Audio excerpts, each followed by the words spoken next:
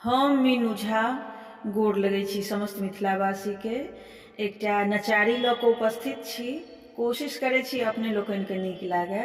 धन्यवाद। जय मिथिला, जय मैथिली। गौरा तोर भंगिया बरदोन बान्हथी, बरदोन बान्हथी तोर भंगिया। हे गौरा तोर भंगिया बरदोन बान्हथी, बरदोन बान्हथी तोर भंगिया।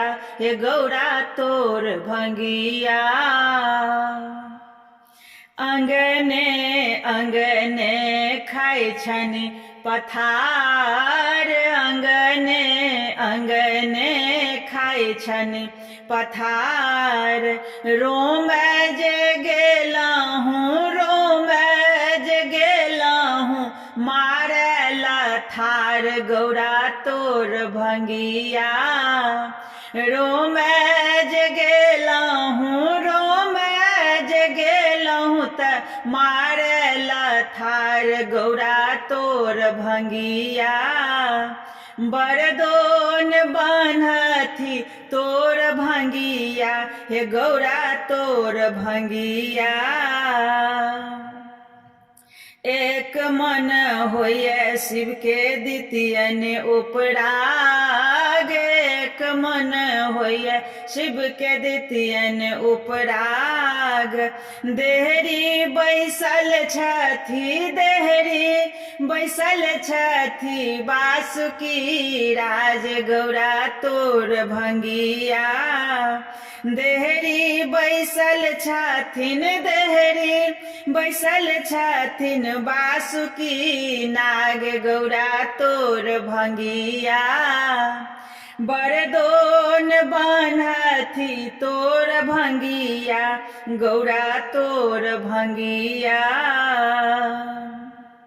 कार्तिक गणपति दुई चरवाह, कार्तिक गणपति दुई चरवाह।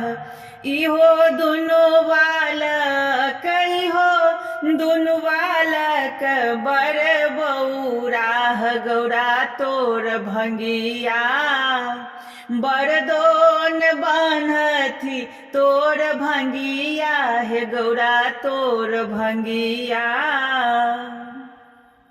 भनहि विद्यापति सुनु हे समाज, भनहि विद्यापति सुनु हे समाज। इहो दुनु व्यक्ति के, इहो दुनु व्यक्ति के एको नहीं लाज। गौरा तोर भंगिया इहो दुनु व्यक्ति के, इहो दुनु व्यक्ति के एको नहीं लाज। गौरा तोर भंगिया बरदोन बान्हथी तोर भंगिया। हे गौरा तोर भंगिया।